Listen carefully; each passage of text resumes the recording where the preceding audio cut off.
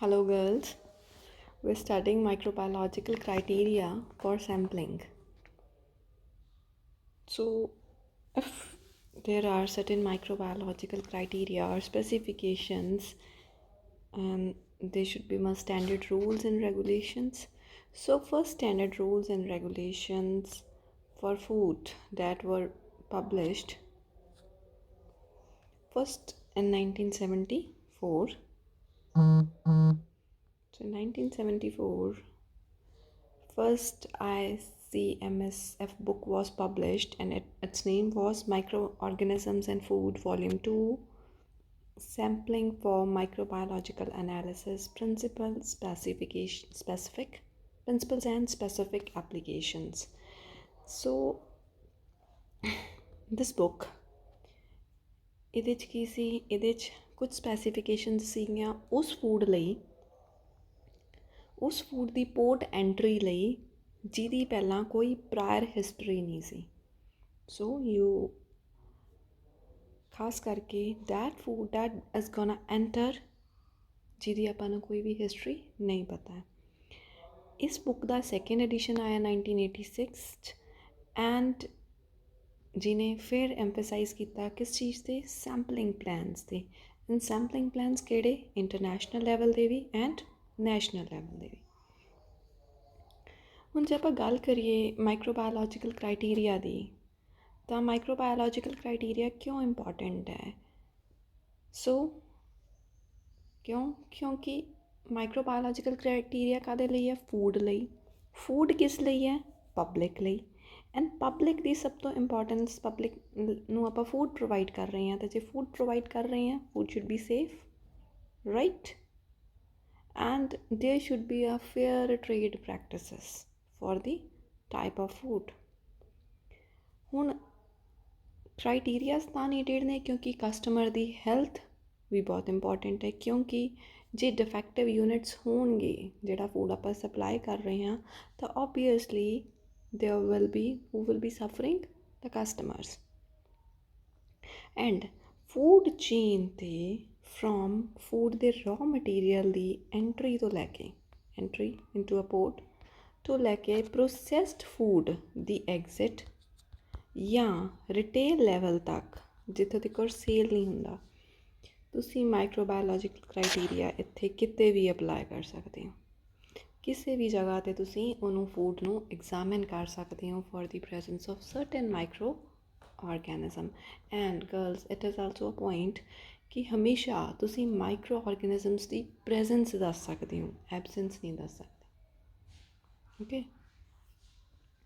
Codex ਐਲੀਮੈਂਟੇਰੀਅਸ establish ਕੀਤਾ ਗਿਆ world wide level 'ਤੇ। ਐਂਡ ਇਹ ਕੀ ਐਸਟੈਬਲਿਸ਼ ਕਰਦਾ ਹੈ?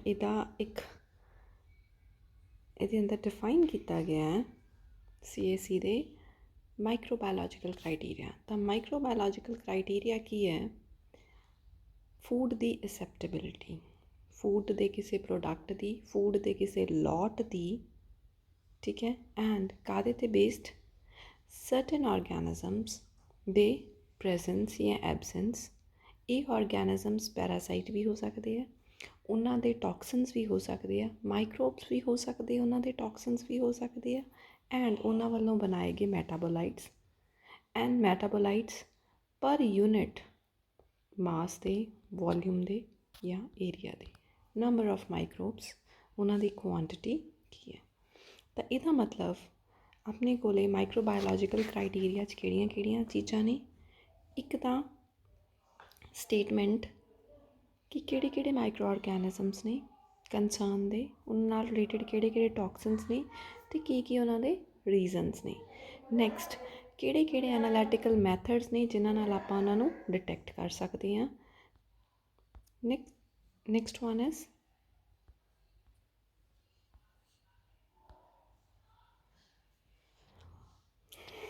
ਐਂਡ ਜੇ ਆਪਾਂ ਫੀਲਡ ਸੈਂਪਲ ਲੈ ਵੀ ਰਹੇ ਹਾਂ, ਪਿਓਰ ਨੰਬਰ ਆਫ ਸੈਂਪਲਸ ਆਪਾਂ ਲੈ ਰਹੇ ਹਾਂ, ਤਾਂ ਸੈਂਪਲਿੰਗ ਸਾਈਜ਼ ਕਿੰਨਾ ਹੋਏਗਾ?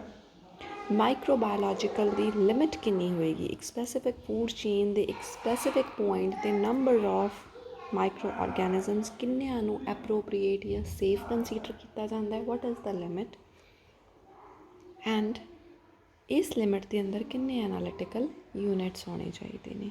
ਇਹਦਾ ਮਤਲਬ ਮਾਈਕਰੋਬਾਇਓਲੋਜੀਕਲ ਕ੍ਰਾਈਟੀਰੀਆ ਕੀ ਸਟੇਟ ਕਰਦਾ ਹੈ? ਪਹਿਲੀ ਤਾਂ ਗੱਲ ਫੂਡ ਜਿਹਨੂੰ ਕ੍ਰਾਈਟੀਰੀਆ ਅਪਲਾਈ ਹੁੰਦਾ, point of the food chain ਜਿੱਥੇ ਕ੍ਰਾਈਟੀਰੀਆ ਅਪਲਾਈ ਹੋ ਰਿਹਾ, ਐਂਡ ਕਿਹੜੇ ਕਿਹੜੇ ਐਕਸ਼ਨਸ ਨੇ ਜਿਹੜੇ ਜਿਹੜੇ ਕ੍ਰਾਈਟੀਰੀਆ ਨੂੰ ਕੰਪਲੀਟ ਕਰਨ 'ਚ ਪੂਰੇ ਨਹੀਂ ਕੀਤੇ ਜਾ ਰਹੇ। ਠੀਕ ਹੈ ਜੀ। ਨੈਕਸਟ ਹੈ sampling. Next one is sampling. ਹੁਣ ਸੈਂਪਲਿੰਗ ਕਰਨੀ ਹੈ, ਠੀਕ ਹੈ। ਤਾਂ ਸੈਂਪਲਿੰਗ 'ਚ ਕੀ ਹੈ? ਸੈਂਪਲਿੰਗ ਪਲਾਨ ਕੀ ਹੈ? ਇੱਕ ਪ੍ਰੋਸੀਜਰ, ਠੀਕ ਹੈ, ਐਂਡ ਇੱਕ ਡਿਸੀਜ਼ਨ ਕ੍ਰਾਈਟੀਰੀਆ ਜਿਹੜਾ ਆਪਾਂ ਅਪਲਾਈ ਕਰਨਾ ਹੈ ਲੋਟ 'ਤੇ, ਸੋ ਡੈਟ ਉਸ ਲੋਟ ਨੂੰ ਇੱਕ ਐਗਜ਼ਾਮਿਨ ਕਰ ਸਕੀਏ ਕਿਹੜੇ ਬਿਹਾਫ 'ਤੇ, ਕਿੰਨੀ ਉਹਦੇ 'ਚ ਸੈਂਪਲ ਯੂਨਿਟਸ ਹੈ, ਠੀਕ ਹੈ, ਐਂਡ ਕਿਹੜਾ ਕਿਹੜਾ ਮੈਥਡ ਹੋਏਗਾ ਉਹਨਾਂ ਦੀ ਐਨਾਲਿਸਿਸ ਦਾ, ਠੀਕ ਹੈ। ਐਂਡ ਇੱਕ ਅੱਛਾ ਡਿਜ਼ਾਈਨਡ, ਵੈਲ ਡਿਜ਼ਾਈਨਡ ਜਿਹੜਾ ਸੈਂਪਲਿੰਗ ਪਲਾਨ ਹੋਏਗਾ ਉਹ ਆਪਾਂ ਨੂੰ ਪ੍ਰੋਬੇਬਿਲਿਟੀ ਦੱਸ ਸਕਦਾ ਹੈ ਕਿ ਕਿੰਨੇ ਕੁ ਮਾਈਕਰੋ ਆਰਗੈਨਿਜ਼ਮ ਉਹਦੇ ਅੰਦਰ ਪ੍ਰੈਜ਼ੈਂਟ ਨੇ, ਠੀਕ ਹੈ। ਮੋਰ ਓਵਰ ਇਹ ਹਮੇਸ਼ਾ ਧਿਆਨ ਰੱਖਣਾ ਪੈਣਾ ਕਿ ਸੈਂਪਲਿੰਗ ਪਲਾਨ ਜਿਹੜਾ ਇਨਸ਼ੋਰ ਕਰਦਾ ਹੈ ਕਿ ਕਿੰਨੇ ਮਾਈਕਰੋ ਆਰਗੈਨਿਜ਼ਮਸ ਪ੍ਰੈਜ਼ੈਂਟ ਨੇ, ਐਂਡ ਐਡਮਿਨਿਸਟ੍ਰੇਟਿਵ ਵੀ ਹੋਣਾ ਚਾਹੀਦਾ, ਫੀਜ਼ੀਬਲ ਵੀ ਹੋਣਾ ਚਾਹੀਦਾ। ਹੁਣ ਜੇ ਆਪਾਂ ਕੋਈ ਵੀ ਸੈਂਪਲਿੰਗ ਪਲਾਨ ਚੂਜ਼ ਕਰ ਰਹੇ ਹਾਂ ਤਾਂ ਕਿਹੜੀਆਂ ਕਿਹੜੀਆਂ ਚੀਜ਼ਾਂ ਧਿਆਨ 'ਚ ਰੱਖਣੀਆਂ ਚਾਹੀਦੀਆਂ ਨੇ? ਪਹਿਲੀ ਤਾਂ ਗੱਲ ਕਿ ਪਬਲਿਕ ਹੈਲਥ ਨੂੰ ਰਿਸਕ ਘੱਟ ਹੋਵੇ, ਸੈਂਪਲਿੰਗ ਪਲਾਨ ਇੱਦਾਂ ਦਾ ਹੋਵੇ। ਟਾਰਗੇਟ ਕੰਜ਼ਿਊਮਰਸ ਦੀ ਸਸੈਪਟੇਬਿਲਿਟੀ ਤੁਹਾਨੂੰ ਧਿਆਨ 'ਚ ਹੋਣੀ ਚਾਹੀਦੀ ਹੈ, ਤੁਹਾਨੂੰ ਉਹਨਾਂ ਦੀ ਇਮਿਊਨੋ ਕੰਪੀਟੈਂਸ ਧਿਆਨ 'ਚ ਹੋਣੀ ਚਾਹੀਦੀ ਹੈ। ਫਿਰ ਤੁਹਾਨੂੰ ਸੈਂਪਲਿੰਗ ਪਲਾਨ ਦੇ ਅੰਦਰ ਡਿਫਰੈਂਟ ਟਾਈਪ ਆਫ ਮਾਈਕਰੋਬਸ ਜਿਹੜੇ ਤੁਹਾਡੇ ਫੂਡ ਦੇ ਕਿਸੇ ਵੀ ਜਾਂ ਫੂਡ ਚੇਨ ਦੇ ਕਿਸੇ ਵੀ ਪੁਆਇੰਟ 'ਤੇ ਪ੍ਰੈਜ਼ੈਂਟ ਹੋਣ ਉਹਨਾਂ ਬਾਰੇ ਤੁਹਾਨੂੰ ਪਤਾ ਹੋਣਾ ਚਾਹੀਦਾ ਹੈ। ਐਂਡ ਅਸੈਪਟੇਬਲ ਕੁਆਲਿਟੀ ਲੈਵਲ ਕੀ ਹੈ? What is the acceptable quality level, ਠੀਕ ਹੈ। ਐਂਡ ਜਨਰਲੀ ਜਿਹੜਾ ਅਸੈਪਟੇਬਲ ਕੁਆਲਿਟੀ ਲੈਵਲ ਹੈ, ਠੀਕ ਹੈ, ਇੱਕ ਇੰਟਾਇਰ ਲੋਟ ਦੇ ਅੰਦਰ ਇੰਡੀਕੇਟ ਕਰਦਾ ਇੱਕ ਪ੍ਰਿਸਕਰਾਈਬਡ ਪੋਸੀਬਿਲਿਟੀ, ਕਿੰਨੇ % ਪ੍ਰੋਬੇਬਿਲਿਟੀ ਹੈ ਫੂਡ ਦੇ ਸੇਫ ਹੋਣ ਦੀ। ਐਕਸੈਪਟੇਬਲ ਕੁਆਲਿਟੀ ਲੈਵਲ ਕੀ ਹੈ? ਦਾ acceptance of prescribed probability, ਠੀਕ ਹੈ। ਐਂਡ ਅਲੱਗ-ਅਲੱਗ ਪਲਾਨਸ ਵੀ ਇਹਦੇ ਲਈ AQL ਅਟੇਨ ਕਰਨ ਲਈ 2 ਕਲਾਸ ਐਟਰੀਬਿਊਟ ਪਲਾਨ ਵੀ ਲਿਖ ਸਕਦੇ ਆਪਾਂ ਜਾਂ 3 ਕਲਾਸ ਐਟਰੀਬਿਊਟ। ਇਹ ਟਾਈਪ ਆਫ ਸੈਂਪਲਿੰਗਸ ਨੇ ਅੱਗੇ ਜੋ ਆਏਗਾ। ਹੁਣ ਜੇ ਆਪਾਂ ਸਟੈਟਿਸਟੀਕਲ ਪਰਫੋਰਮੈਂਸ, ਆਪਾਂ ਹੁਣ ਪਲਾਨ ਬਣਾ ਲਿਆ, ਸੈਂਪਲਿੰਗ ਮੈਥਡ ਜਨਰੇਟ ਕਰ ਲਿਆ। ਜਨਰੇਟ ਕਰਨ ਲਈ ਆਪਣੇ ਪਲਾਨ ਦੇ ਅੰਦਰ ਵੇਰੀਏਬਲਸ ਵੀ ਹੋਣਗੇ, ਠੀਕ ਹੈ, ਜਿਹੜੇ ਟਾਈਪ ਆਫ ਪੈਥੋਜਨ 'ਤੇ ਡਿਪੈਂਡ ਕਰਦੇ ਆ। ਕੁਛ ਐਟਰੀਬਿਊਟ ਪਲਾਨ ਵੀ ਹੋਣਗੇ, ਤਾਂ ਆਪਾਂ ਨੂੰ ਉਹਨਾਂ ਦੇ ਸਾਰੇ ਕਰੈਕਟਰਿਸਟਿਕਸ, ਉਹਨਾਂ ਦੇ ਪਰਫੋਰਮਿੰਗ ਕਰੈਕਟਰਿਸਟਿਕਸ ਅਤੇ ਓਪਰੇਟਿੰਗ ਕਰੈਕਟਰਿਸਟਿਕਸ ਪਤਾ ਹੋਣੇ ਚਾਹੀਦੇ ਹੈ, ਠੀਕ ਹੈ। ਪਰਫੋਰਮਿੰਗ ਕਰੈਕਟਰਿਸਟਿਕ ਜਾਂ ਪਰਫੋਰਮੈਂਸ ਕਰੈਕਟਰਿਸਟਿਕਸ ਤਾਂ ਆਪਾਂ ਨੂੰ ਸਪੈਸੀਫਿਕ ਇਨਫੋਰਮੇਸ਼ਨ ਦੇਣਗੇ ਕਿ ਜਿਹੜਾ ਲੋਟ ਹੈ ਤੁਸੀਂ ਉਹਨੂੰ ਐਕਸੈਪਟ ਕਰ ਸਕਦੇ ਹੋ ਜਾਂ ਨਹੀਂ, ਠੀਕ ਹੈ। ਫਿਰ ਜਿਹੜਾ ਟਾਈਮ ਹੈ, ਠੀਕ ਹੈ, ਫੀਲਡ ਤੋਂ ਸੈਂਪਲ ਲੈਣ ਅਤੇ ਉਹਨਾਂ ਦੀ ਐਨਾਲਿਸਿਸ ਤੱਕ ਸ਼ਾਰਟ ਤੋਂ ਸ਼ਾਰਟ ਹੋਣਾ ਚਾਹੀਦਾ ਹੈ। ਕਿਉਂਕਿ ਉਸ ਦੌਰਾਨ ਵੀ ਤਾਂ ਮਾਈਕਰੋ ਆਰਗੈਨਿਜ਼ਮਸ ਗਰੋ ਕਰ ਸਕਦੇ ਆ। ਐਂਡ ਇਹ ਜਿਹੜੀ ਟਰਾਂਸਪੋਰਟ ਹੈ ਟੂ ਲੈਬੋਰਟਰੀ ਤੱਕ, ਇਹ ਵੀ ਕੰਟਰੋਲਡ ਟੈਂਪਰੇਚਰ ਕੰਡੀਸ਼ਨਸ 'ਚ ਹੋਣੀਆਂ ਚਾਹੀਦੀਆਂ, ਸੋ ਡੈਟ ਘੱਟ ਤੋਂ ਘੱਟ ਜਿਹੜੇ ਆਰਗੈਨਿਜ਼ਮਸ ਨੇ ਉਹ ਗਰੋ ਕਰਨ। ਕਦੋਂ? ਜਦੋਂ ਆਪਾਂ ਜਿਹੜਾ ਆਪਣਾ ਸੈਂਪਲ ਹੈ ਉਹਨੂੰ ਇੱਕ ਫੀਲਡ ਤੋਂ ਲੈ ਕੇ ਇੱਕ ਲੈਬੋਰਟਰੀ ਤੱਕ ਟਰਾਂਸਪੋਰਟ ਕਰ ਰਹੇ ਹਾਂ ਵਾਈਲ ਟੈਸਟਿੰਗ। ਹੁਣ ਜਿਹੜਾ ਸੈਂਪਲਿੰਗ ਪਲਾਨ ਹੈ, ਦੇਖੋ ਹਰ ਫੂਡ ਜੇ ਕੰਟੇਨਰ ਹੈ, ਕੰਟੇਨਰ ਦੇ ਹਰ ਇੱਕ ਪ੍ਰੋਸੈਸਡ ਫੂਡ ਦੇ ਹਰ ਪਾਰਟੀਕਲ ਦੀ ਸੈਂਪਲਿੰਗ ਤਾਂ ਪੋਸੀਬਲ ਨਹੀਂ ਹੈ, ਇਟ ਇਜ਼ ਇੰਪ੍ਰੈਕਟੀਕਲ, ਠੀਕ ਹੈ। ਤਾਂ ਇਹਦਾ ਮਤਲਬ ਇੱਦਾਂ ਦੇ ਸੈਂਪਲਿੰਗ ਪਲਾਨਸ ਆਪਾਂ ਨੂੰ ਰਿਡਿਊਸ ਕਰਨੇ ਪੈਣਗੇ ਜਿਹੜੇ ਆਪਣੇ ਬੈਚ ਮਟੀਰੀਅਲ ਨੂੰ ਐਪਰੋਪਰੀਏਟਲੀ ਆਪਾਂ ਜੱਜ ਕਰ ਸਕੀਏ ਐਂਡ ਉਹਦੇ ਬਿਹਾਫ 'ਤੇ ਆਪਣਾ ਜਿਹੜਾ ਬੈਚ ਹੈ ਉਹਨੂੰ ਐਕਸੈਪਟ ਕਰ ਸਕੀਏ ਜਾਂ ਰਿਜੈਕਟ ਕਰੀਏ। ਦੇਖੋ ਜੇ ਆਪਾਂ ਰਿਜੈਕਟ ਕਰਦੇ ਹਾਂ, ਸੈਂਪਲਿੰਗ ਪਲਾਨ ਬੈਡ ਬਣਾ ਰਿਹਾ, ਤਾਂ ਰਿਜੈਕਸ਼ਨ ਦਾ ਨੁਕਸਾਨ ਕਿਹਨੂੰ ਹੋਏਗਾ? ਪ੍ਰੋਡਿਊਸਰ ਨੂੰ। ਐਂਡ ਸਟਿਲ जे मैं लॉट एक्सेप्ट कराता but still there was a growth of microbes, right, and the growth of microbes ने की कराया, कंज्यूमर का नुकसान कराता. So in both ways, company or a firm that is producing it losses ne. It's gonna incur the losses. ਹੁਣ ਮਾਈਕਰੋਬਾਇਓਲੋਜੀਕਲ ਦੇ ਜਿਹੜੇ sampling plans ਨੇ ਆਪਾਂ ਕਿੱਥੋਂ ਯੂਜ਼ ਕਰ ਸਕਦੇ ਹਾਂ? ਫੂਡ ਪ੍ਰੋਡਕਸ਼ਨ ਤੋਂ ਲੈ ਕੇ ਇੰਪੋਰਟ ਕੰਟਰੋਲ ਤੋਂ ਲੈ ਕੇ ਕਿਹੜੇ ਕੰਟਰੈਕਟ ਬੇਸਡ ਐਗਰੀਮੈਂਟਸ ਹੋ ਰਹੇ ਆ ਸਪਲਾਇਰ ਅਤੇ ਕਸਟਮਰ, ਸਾਰਿਆਂ ਦੇ ਅੰਦਰ ਆਪਾਂ ਸੈਂਪਲਿੰਗ ਪਲਾਨਸ ਯੂਜ਼ ਕਰ ਸਕਦੇ ਹਾਂ. ਐਂਡ ਸੈਂਪਲਿੰਗ ਪਲਾਨ 'ਚ ਜਿਹੜਾ ਵੀ ਮਾਈਕਰੋਬਾਇਓਲੋਜਿਸਟ ਹੈ ਉਹ ਆਪਾਂ ਨੂੰ ਉਹਦੀ ਕਮੋਡਿਟੀ ਦੀ ਮਾਈਕਰੋਬਾਇਓਲੋਜੀਕਲ ਸਟੇਟਸ ਦੱਸੇਗਾ, ਕਿੰਨਾ ਕੁ ਉਹ ਸੇਫ ਹੈ ਐਂਡ ਕਿੰਨਾ ਕੁ ਗੁੱਡ ਹਾਈਜੀਨ ਜਿਹੜੀ ਪ੍ਰੈਕਟਿਸ ਹੈ ਉਹਨੂੰ ਉਹ ਅਡੇਅਰ ਕਰ ਰਿਹਾ. ਸੈਂਪਲਿੰਗ ਪਲਾਨ ਦੋ ਤਰ੍ਹਾਂ ਦਾ ਹੋ ਸਕਦਾ ਹੈ. Number 1 is variable, number 2 is attribute plan. Variable plan ਕੀ ਹੈ ਕਿ ਸਿਰਫ ਆਪਾਂ ਮਾਈਕਰੋਬੀਅਲ ਜਿਹੜਾ ਕਾਊਂਟ ਹੈ ਉਹਨੂੰ ਕਨਫਰਮ ਕਰ ਰਹੇ ਹਾਂ, ਨੰਬਰ ਆਫ ਮਾਈਕਰੋ ਆਰਗੈਨਿਜ਼ਮਸ, ਠੀਕ ਹੈ. ਇਹਦੇ 'ਚ ਡਾਟਾ ਪ੍ਰੋਡਿਊਸਰ ਨੂੰ ਤਾਂ ਪਤਾ ਹੋਏਗਾ ਬਟ ਇੰਪੋਰਟਰ ਨੂੰ ਨਹੀਂ ਪਤਾ, ਨਾ ਹੀ ਤੁਸੀਂ ਇਹਨੂੰ ਅਪਲਾਈ ਕਰ ਸਕਦੇ ਹੋ. ਐਟਰੀਬਿਊਟ ਪਲਾਨਸ ਉਹਨਾਂ ਲਈ ਡਿਵੈਲਪ ਕੀਤੇ ਜਾਂਦੇ ਮਾਈਕਰੋ ਆਰਗੈਨਿਜ਼ਮਸ ਜਿਨ੍ਹਾਂ ਬਾਰੇ ਪ੍ਰਾਇਰ ਨੌਲੇਜ ਨਹੀਂ ਹੈ, ਠੀਕ ਹੈ ਜੀ. ਐਂਡ ਐਟਰੀਬਿਊਟ ਪਲਾਨਸ ਦੋ ਤਰ੍ਹਾਂ ਦੇ ਹੋ ਸਕਦੇ, 2 ਕਲਾਸ ਪਲਾਨ ਵੀ ਹੋ ਸਕਦਾ ਹੈ ਅਤੇ 3 ਕਲਾਸ ਪਲਾਨ ਵੀ ਹੋ ਸਕਦਾ ਹੈ. 2 ਕਲਾਸ ਪਲਾਨ 2C ਪਲਾਨ ਆਪਾਂ ਕਦੋਂ ਯੂਜ਼ ਕਰਦੇ ਹਾਂ? ਖਾਸ ਕਰਕੇ ਪੈਥੋਜਨਸ ਲਈ. 3C ਪਲਾਨ ਆਪਾਂ ਕਦੋਂ ਯੂਜ਼ ਕਰਦੇ ਹਾਂ? ਹਾਈਜੀਨ ਇੰਡੀਕੇਟਰਸ ਦੇ ਲਈ. ਐਂਡ ਮੇਨ ਐਡਵਾਂਟੇਜ ਕੀ ਹੈ ਸੈਂਪਲਿੰਗ ਪਲਾਨਸ ਦੀ ਕਿ ਇਹਦੇ ਕਰਕੇ ਆਪਾਂ ਨੂੰ ਇੱਕ ਯੂਨੀਫਾਰਮ ਬੇਸਿਸ ਮਿਲ ਜਾਂਦਾ ਹੈ ਆਪਣਾ ਇੱਕ ਪਰਟੀਕੂਲਰ ਲੋਟ ਦੀ ਐਕਸੈਪਟੈਂਸ ਜਾਂ ਰਿਜੈਕਸ਼ਨ ਦਾ, ਠੀਕ ਹੈ. ਆਪਾਂ ਅੱਗੇ ਦੇਖਦੇ ਹਾਂ ਇਹ ਫਿਗਰ 8.1 'ਚ ਕਿਵੇਂ ਆਪਾਂ ਸੈਂਪਲਿੰਗ ਪਲਾਨ ਯੂਜ਼ ਕਰਾਂਗੇ. ਹੁਣ ਜਿਹੜੇ ਐਟਰੀਬਿਊਟ ਪਲਾਨਸ ਨੇ ਉਹਨਾਂ ਦਾ ਜਿਹੜਾ ਕੰਸੈਪਟ ਹੈ ਚੋਇਸ ਆਫ ਕੇਸ 'ਤੇ ਡਿਪੈਂਡ ਕਰਦਾ, ਠੀਕ ਹੈ. ਐਂਡ ਜਿਹੜਾ ਚੋਇਸ ਆਫ ਕੇਸ ਹੈ ਜਿਹੜਾ C ਹੈ ਉਹ ਰੇਂਜ ਕਰਦਾ 1 ਤੋਂ ਲੈ ਕੇ 15 ਤੱਕ, ਇੱਕ for least stringent and 15 for the most stringent.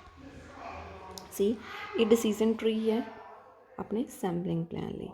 ਸਭ ਤੋਂ ਪਹਿਲਾਂ ਜਿਹੜਾ ਆਰਗੈਨਿਜ਼ਮ ਹੈ ਇਨ ਕੁਐਸਚਨ ਹੈ, ਠੀਕ ਹੈ ਜੀ, ਉਹਦੀ ਪ੍ਰੈਜ਼ੈਂਸ ਦੇਖਣੀ ਹੈ ਜਾਂ ਐਬਸੈਂਸ ਦੇਖਣੀ ਹੈ, ਠੀਕ ਹੈ, ਵੀ ਪੈਥੋਜਨ ਪ੍ਰੈਜ਼ੈਂਟ ਹੈ ਜਾਂ ਐਬਸੈਂਟ. ਜੇ ਤਾਂ ਉਹਦੀ ਪ੍ਰੈਜ਼ੈਂਸ ਜਾਂ ਐਬਸੈਂਸ ਦੇਖਣੀ ਹੈ ਤਾਂ ਆਪਾਂ ਕੀ ਯੂਜ਼ ਕਰ ਸਕਦੇ ਹਾਂ? 2C plan. ਜੇ ਨੰਬਰ ਕਾਊਂਟ ਕਰਨਾ ਤਾਂ ਆਪਾਂ ਕੀ ਯੂਜ਼ ਕਰ ਸਕਦੇ ਹਾਂ? 3C ਪਲਾਨ, ਠੀਕ ਹੈ. ਨੈਕਸਟ ਇਜ਼ ਹੁਣ it is a permissible to accept or presence of target organisms, ਠੀਕ ਹੈ. ਇਟ ਕੈਨ ਬੀ ਯੈਸ ਔਰ ਨੋ. ਸੀ ਇਟ ਇਜ਼ ਤੁਹਾਡਾ ਇੱਕ ਪਰਟੀਕੂਲਰ ਜਿਹੜਾ ਆਰਗੈਨਿਜ਼ਮ ਹੈ ਉਹ ਤੁਸੀਂ ਆਪਣੇ ਜਿਹੜਾ ਫੂਡ ਪ੍ਰੋਡਕਟ ਹੈ ਉਹਦੇ ਅੰਦਰ ਉਹਦੀ ਪ੍ਰੈਜ਼ੈਂਟ ਨੂੰ ਐਕਸੈਪਟ ਕਰ ਸਕਦੇ ਹੋ ਜਾਂ ਨਹੀਂ. ਜੇ ਤਾਂ ਤੁਸੀਂ ਐਕਸੈਪਟ ਕਰ ਹੀ ਨਹੀਂ ਸਕਦੇ, ਠੀਕ ਹੈ ਜੀ. If it can't be accepted, no, ਤਾਂ ਜਿਹੜੀ ਤੁਹਾਡੀਆਂ C ਵੈਲਿਊਜ਼ ਨੇ, ਠੀਕ ਹੈ, that should be 0. If it can be present your C value should be greater than 0. ਹੁਣ ਨੈਕਸਟ ਕੀ ਹੈ? ਜੇ ਤੁਸੀਂ ਨੰਬਰ ਆਫ ਆਰਗੈਨਿਜ਼ਮ ਕਾਊਂਟ ਕਰਨੇ ਆ ਤਾਂ ਤੁਸੀਂ ਕਿਹੜਾ ਪਲਾਨ ਕਰਨਾ? 3C. ਐਂਡ 3C ਲਈ ਆਪਾਂ N ਅਤੇ C ਵੈਲਿਊਜ਼ ਇੱਕ ਪਰਟੀਕੂਲਰ ਪ੍ਰੋਬੇਬਿਲਿਟੀ ਦੇਖੋ 95% ਪ੍ਰੋਬੇਬਿਲਿਟੀ ਆਪਾਂ ਨੂੰ ਸ਼ਿਓਰਿਟੀ ਦਿੰਦੀ ਕਿ ਲੋਟ ਦੇ ਅੰਦਰ ਜੇ ਇੰਨੀ % ਪ੍ਰੋਬੇਬਿਲਿਟੀ ਆਏਗੀ ਐਬਸੈਂਸ ਦੀ ਆਰਗੈਨਿਜ਼ਮ ਦੀ ਤਾਂ ਆਪਾਂ ਉਹਨੂੰ ਐਕਸੈਪਟੈਂਸ 'ਚ ਪਾਵਾਂਗੇ. ਐਂਡ ਜੇ ਆਪਾਂ ਉਹਨੂੰ ਐਕਸੈਪਟੈਂਸ 'ਚ ਪਾ ਰਹੇ ਹਾਂ ਤਾਂ ਜਿਹੜੀਆਂ N ਅਤੇ C ਵੈਲਿਊਜ਼ ਹੈ ਇਹ ਕਨਕੋਰਡੈਂਟ ਆਪਾਂ ਕਿੱਥੋਂ ਚੂਜ਼ ਕਰਾਂਗੇ? ਟੇਬਲ 8.6 ਆਪਾਂ ਨੈਕਸਟ ਦੇ are we are gonna discuss it in next coming slides. ਹੁਣ ਦੇਖੋ ਸੋ ਸੈਂਪਲਿੰਗ ਪਲਾਨਸ ਨੇ ਡਿਫਰੈਂਟ. ਇਹਦੇ 'ਚ ਲੈਟਸ ਸੀ ਕਿ ਇੱਦਾਂ ਦੀਆਂ ਕੰਡੀਸ਼ਨਸ ਨੇ ਕਿ ਤੁਹਾਡੇ ਕੋਲ ਕੋਈ ਡਾਇਰੈਕਟ ਹੈਜ਼ਰਡ ਨਹੀਂ ਹੈ, ਠੀਕ ਹੈ. ਜਸਟ ਕੀ ਹੈ? ਸ਼ੈਲਫ ਲਾਈਫ ਰਿਡਿਊਸ ਹੋ ਰਹੀ ਹੈ, ਠੀਕ ਹੈ. 3 ਕਲਾਸ ਪਲਾਨ ਹੈ ਤਾਂ ਜਿਹੜਾ ਉਹਦੇ ਲਈ ਤੁਹਾਨੂੰ ਨੰਬਰ N ਐਂਡ C ਤੁਹਾਡਾ 3 ਹੋਣਾ ਚਾਹੀਦਾ, then only you can get this type of asset, okay. Next is ਹੁਣ ਦੇਖੋ ਕਿ ਜਿਹੜਾ ਕ੍ਰਾਈਟੀਰੀਆ ਫੂਡ ਪ੍ਰੋਡਕਸ਼ਨ ਸਾਈਟ 'ਤੇ ਅਪਲਾਈ ਹੋ ਰਿਹਾ? ਨੰਬਰ 1 ਇਜ਼ ਕੇਸ ਯੈਸ, ਜਿੱਥੇ ਫੂਡ ਆਪਾਂ ਪ੍ਰੋਡਿਊਸ ਕਰ ਰਹੇ ਹਾਂ। ਜੇ ਅਪਲਾਈ ਹੋ ਰਿਹਾ ਤਾਂ ਕੀ ਗੁੱਡ ਹਾਈਜੀਨ ਪ੍ਰੈਕਟਿਸਿਸ 'ਤੇ ਹੈਸਐਪ ਅਪਲਾਈ ਹੋ ਰਹੇ ਨੇ? If yes, Ki criteria official control ਦੇ ਅੰਡਰ ਹੈ? ਇਫ ਯੈਸ, ਕੋਈ ਇਸ ਫੂਡ ਦੇ ਅੰਦਰ ਜਿਹੜਾ ਫੂਡ ਬਣ ਰਿਹਾ ਹੈ ਇਹਦੇ ਅੰਦਰ ਕੋਈ ਰਿਸਕ ਹੈ ਇਸ ਮਾਈਕਰੋਬਸ ਦੇ ਪ੍ਰੈਜ਼ੈਂਸ ਦਾ? ਠੀਕ ਹੈ। ਉੱਧਰੋਂ ਇਹ ਜੇ ਕ੍ਰਾਈਟੀਰੀਆ ਅਪਲਾਈ ਹੀ ਨਹੀਂ ਹੋ ਰਿਹਾ ਜਿੱਥੇ ਫੂਡ ਪ੍ਰੋਡਿਊਸ ਹੋ ਰਿਹਾ, ਕੀ ਫੂਡ ਦਾ ਓਰੀਜਨ ਪਤਾ ਹੈ? ਜੇ ਨੋ ਹੈ ਆਨਸਰ ਤਾਂ ਫਿਰ ਕੋਈ ਐਵੀਡੈਂਸ ਹੈ ਹੈਲਥ ਰਿਸਕ ਦਾ? ਉੱਧਰੋਂ ਜੇ ਫੂਡ ਦਾ ਓਰੀਜਨ ਪਤਾ ਹੈ ਤਾਂ ਕੀ ਹੈਸਐਪ ਅਤੇ GHP ਕੰਪਲਾਇੰਸ ਹੋ ਰਹੀਆਂ ਨੇ? ਠੀਕ ਹੈ ਜੀ। ਜੇ ਸਟਿਲ ਨਹੀਂ ਹੋ ਰਹੀਆਂ ਫਿਰ ਫੂਡ ਦਾ ਓਰੀਜਨ ਪਤਾ ਹੈ ਐਂਡ ਜੇ ਕ੍ਰਾਈਟੀਰੀਆ ਯੂਜ਼ ਹੋ ਰਿਹਾ ਐਂਡ ਕ੍ਰਾਈਟੀਰੀਆ ਪ੍ਰੋਡਿਊਸਰ ਯੂਜ਼ ਕਰ ਰਿਹਾ, ਪ੍ਰੋਡਿਊਸਰ ਦਾ ਕੋਈ ਆਪਣਾ ਕ੍ਰਾਈਟੀਰੀਆ ਹੈ। ਨੈਕਸਟ ਇਜ਼, ਹੁਣ ਫੂਡ ਦਾ ਤੁਹਾਨੂੰ ਪਤਾ ਹੈ ਕਿ ਕੋਈ ਨਾ ਕੋਈ ਹੈਲਥ ਰਿਸਕ ਐਵੀਡੈਂਸਿਸ ਜਾਂ ਤਾਂ ਹੈ ਹੀ ਨਹੀਂ, ਕ੍ਰਾਈਟੀਰੀਆ ਹਾਲੇ ਤੱਕ ਸਟੈਬਲਿਸ਼ ਹੀ ਨਹੀਂ ਹੋਇਆ। ਜੇ ਤੁਹਾਨੂੰ ਪਤਾ ਹੈ ਕਿ ਹੈਲਥ ਰਿਸਕ ਹੈ ਤਾਂ ਕੀ ਇਹ ਕ੍ਰਾਈਟੀਰੀਆ ਅਪਲਾਈ ਕਰਨਾ ਬੈਨੀਫਿਟ ਕਰੇਗਾ? ਜੇ ਨਹੀਂ ਤਾਂ ਕੋਈ ਕ੍ਰਾਈਟੀਰੀਆ ਨਹੀਂ ਐਸਟੈਬਲਿਸ਼ ਕਰਨਾ ਚਾਹੀਦਾ। ਬੈਨੀਫਿਟ ਕ੍ਰਾਈਟੀਰੀਆ ਅਪਲਾਈ ਕਰਨ ਤੋਂ ਬਾਅਦ ਵੀ ਬੈਨੀਫਿਟ ਨਹੀਂ ਕਰ ਰਿਹਾ, then no criteria should be applied. But if yes, ਹੈ ਨਾ, ਹੁਣ ਕੀ ਜਿਹੜਾ ਪੈਥੋਜਨ ਹੈ ਉਹ ਮਲਟੀਪਲਾਈ ਕਰ ਸਕਦਾ ਸਟੋਰੇਜ ਡਿਸਟਰੀਬਿਊਸ਼ਨ ਦੇ ਦੌਰਾਨ? ਜੇ ਨਹੀਂ ਤਾਂ no an issue. But if it is again ਹੈ ਯੈਸ, ਕੀ ਤੁਸੀਂ ਉਹਦੀ ਪ੍ਰੈਜ਼ੈਂਸ ਘਟਾ ਸਕਦੇ ਹੋ ਡਿਸਟਰੀਬਿਊਸ਼ਨ ਅਤੇ ਪ੍ਰੈਪਰੇਸ਼ਨ? ਜੇ ਨਹੀਂ ਤਾਂ do not apply. And if still yes, ਕੀ ਉਹਨੂੰ ਕੰਜ਼ੰਪਸ਼ਨ ਤੋਂ ਪਹਿਲਾਂ ਤੁਸੀਂ ਕਿਲ ਕਰ ਸਕਦੇ ਹੋ? ਜੇ ਕੰਜ਼ੰਪਸ਼ਨ ਤੋਂ ਪਹਿਲਾਂ ਕਿਲ ਕਰ ਸਕਦੇ ਹੋ, ਕਿਹੜਾ ਕ੍ਰਾਈਟੀਰੀਆ? ਜਾਂ you should not apply any criteria. Next ਆ ਗਏ variable sampling plans. Sampling plan ਦੋ ਤਰੀਕੇ ਦਾ ਸੀ, one is variable, one was attribute. ਪਹਿਲਾ ਕਿਹੜਾ? ਵੇਰੀਏਬਲ। ਵੇਰੀਏਬਲ ਸੈਂਪਲਿੰਗ ਪਲਾਨ ਉਦੋਂ ਅਪਲਾਈ ਕਰਦੇ ਹਾਂ ਜਦੋਂ ਜਿਹੜੇ ਨੰਬਰ ਆਫ ਮਾਈਕਰੋ ਆਰਗੈਨਿਜ਼ਮਸ ਨੇ ਉਹਨਾਂ ਦੀ ਡਿਸਟਰੀਬਿਊਸ਼ਨ ਲੌਗ ਬੇਸ ਹੋਵੇ। ਠੀਕ ਹੈ ਜੀ। ਐਂਡ ਸਿਰਫ ਅਤੇ ਸਿਰਫ ਉਹਨਾਂ ਫੂਡਸ ਲਈ ਅਪਲਾਈ ਹੁੰਦਾ ਹੈ ਜਿਹੜੇ ਇੱਕ ਪੀਰੀਅਡ ਆਫ ਟਾਈਮ ਤੱਕ ਤੁਸੀਂ ਉਹਨਾਂ ਨੂੰ ਐਨਾਲਾਈਜ਼ ਕਰ ਸਕਦੇ ਹੋ ਪ੍ਰੋਡਿਊਸਰ, ਐਂਡ ਖਾਸ ਕਰਕੇ ਫੂਡ ਜਿਹੜਾ ਪੋਰਟ ਐਂਟਰੀ 'ਤੇ ਹੋਵੇ ਉਹਦੇ ਲਈ ਅਪਲਾਈ ਨਹੀਂ ਹੁੰਦਾ। ਠੀਕ ਹੈ। ਇਹਦੇ ਲਈ ਜੇ ਮਾਈਕਰੋ ਆਰਗੈਨਿਜ਼ਮਸ ਦੀ ਜਿਹੜੀ ਡਿਸਟਰੀਬਿਊਸ਼ਨ ਹੈ ਨੋਰਮਲ ਲੋਗੈਰਿਥਮਿਕ ਪੈਟਰਨ ਫੋਲੋ ਕਰਦੀ ਹੈ ਤਾਂ ਤੁਸੀਂ ਡਿਵੈਲਪ ਕਰ ਸਕਦੇ ਹੋ ਸੈਂਪਲਿੰਗ ਪਲਾਨਸ ਬਣਾਉਣ ਦੇ ਲਈ। ਇਹਦੇ ਅੰਦਰ ਸੈਂਪਲ ਮੀਨ ਅਤੇ ਸਟੈਂਡਰਡ ਡੇਵੀਏਸ਼ਨਸ ਆਪਾਂ ਪ੍ਰੀਵੀਅਸ ਸਟੱਡੀਜ਼ ਜਿਹੜੀਆਂ ਪੁਰਾਣੇ ਲੋਟਸ ਤੋਂ ਹੋਈਆਂ ਉਹਨਾਂ ਨੂੰ ਡਰਾਈਵ ਕਰਕੇ ਨਵਾਂ ਜਿਹੜਾ ਫੂਡ ਆ ਰਿਹਾ ਹੈ ਉਹਦੇ ਜਿਹੜਾ ਨਵਾਂ ਫੂਡ ਪ੍ਰੋਸੈਸ ਹੋ ਰਿਹਾ ਉਹਦੇ 'ਤੇ ਯੂਜ਼ ਕਰ ਸਕਦੇ ਹਾਂ ਲੋਟ ਦੇ ਐਕਸੈਪਟੈਂਸ ਲਈ ਜਾਂ ਰਿਜੈਕਸ਼ਨ ਦੇ ਲਈ। ਇਹ ਦੇਖੋ ਨॉर्मल लोगरिथमिक पैटर्न है, log 10⁻10 कॉलोनी फॉर्मिंग यूनिट्स हैं पर ग्राम एंड ये फ्रीकुएंसी ऑफ अकरेंस है कि जिमें जिमें लोगरिथमिक पैटर्न इंक्रीज़ कर रहा है बैल शेप्ड ग्राफ आ रहा। ठीक है जी।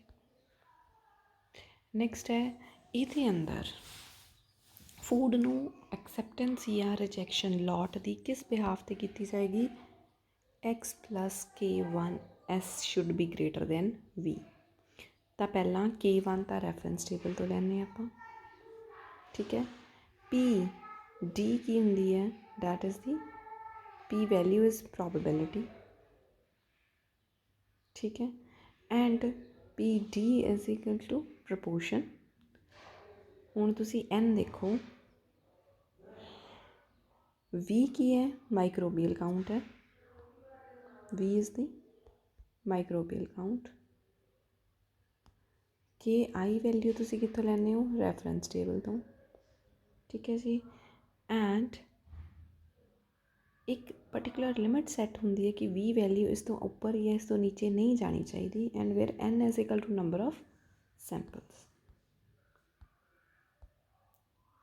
नैक्सट है जी attribute sampling plan. Attribute sampling plan की है कि वो माइक्रो ऑर्गेनिज्म जिन्हों की कोई प्रीवियस नॉलेज नहीं है उन्होंने आप यूज़ करते हैं जिहड़ा वेरीएबल सैंपलिंग प्लान सी ਫੂਡ ਦੀ ਉਹ ਮਾਈਕਰੋ ਆਰਗੈਨਿਜ਼ਮਸ ਦੀ ਸਟੱਡੀ ਲਈ ਯੂਜ਼ ਕੀਤਾ ਜਾਂਦਾ ਹੈ ਜਿਨ੍ਹਾਂ ਦੀ ਤੁਹਾਨੂੰ ਪੁਰਾਣੇ ਲੋਟਸ ਤੋਂ ਤੁਹਾਡੇ ਕੋਲ ਉਹਨਾਂ ਦੀ ਨੌਲੇਜ ਹੈ, ਉਹਨਾਂ ਦੇ ਗਰੋਥ ਪੈਟਰਨਸ ਤੁਹਾਨੂੰ ਪਤਾ ਹੈ, ਉਹਨਾਂ ਦੀ ਪ੍ਰੋਬੇਬਿਲਿਟੀ ਆਫ ਅਕਰੈਂਸ ਤੁਹਾਨੂੰ ਪਤਾ ਹੈ, ਐਂਡ ਪੁਰਾਣੇ ਬੈਚਿਸ 'ਚ ਉਹਨਾਂ ਦੀ ਪ੍ਰੈਜ਼ੈਂਸ ਸੀ, ਐਂਡ ਉਹ ਸਟੱਡੀ ਹੁਣ ਤੁਸੀਂ ਨਵੇਂ ਲੋਟਸ 'ਤੇ ਅਪਲਾਈ ਕਰ ਸਕਦੇ ਹੋ। ਪਰ ਜਿਹੜਾ ਫੂਡ ਪੋਰਟ ਐਂਟਰੀ 'ਤੇ ਆਏਗਾ, ਦੇਖੋ ਉਹਦੀ ਤਾਂ ਤੁਹਾਨੂੰ ਕੋਈ ਪ੍ਰਾਇਰ ਹਿਸਟਰੀ ਨਹੀਂ ਪਤਾ, ਇਸ ਕਰਕੇ ਜਿਹੜੇ ਵੇਰੀਏਬਲ ਸੈਂਪਲਸ ਨੇ ਉੱਥੇ ਅਪਲਾਈ ਨਹੀਂ ਹੋ ਸਕਦੇ।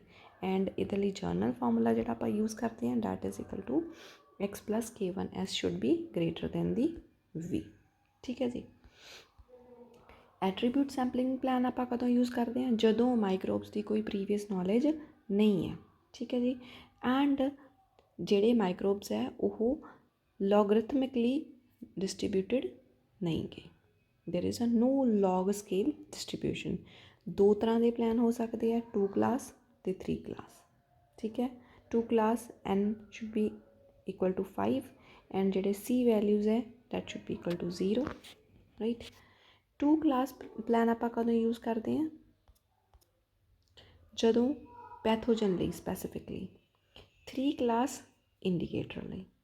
ਐਂਡ ਮੇਨ ਫਾਇਦਾ ਕੀ, ਐਡਵਾਂਟੇਜ ਕੀ ਆਪਾਂ ਨੂੰ ਇਹਨਾਂ ਦੇ ਸੈਂਪਲਿੰਗ ਪਲਾਨਸ ਯੂਜ਼ ਕਰਨ ਦਾ, ਆਪਾਂ ਨੂੰ ਇੱਕ ਯੂਨੀਫਾਰਮ ਬੇਸਿਸ ਮਿਲ ਜਾਂਦਾ ਹੈ ਕਿ ਜਿਹੜਾ ਆਪਣਾ ਪਰਟੀਕੂਲਰ ਲੋਟ ਹੈ that should be accepted or it should be rejected। Thank you।